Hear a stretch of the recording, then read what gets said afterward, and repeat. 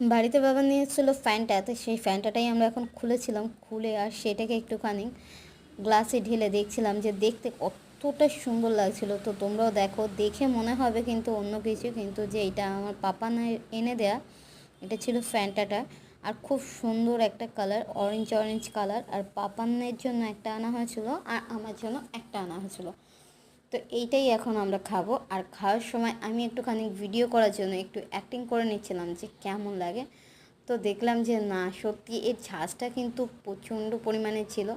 বিশেষ করে আমি ম্যাঙ্গো ফুটি খাই, এগুলো তো বেশ ভালোই লাগে, কিন্তু অরেঞ্জের যে এই ঝাঁজটা, মানে সত্যি বলছি এই ঝাঁজটা একটু অন্যরকম ছিল।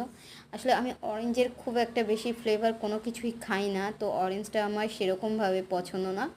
কিন্তু ম্যাঙ্গো ফ্লেভারে আমি অনেক অনেক অনেক রকম খাবার খাই, আর আমার ওটা খুবই পছন্দের। তো যাই হোক, খেয়ে বেশ ভালোই লাগলো।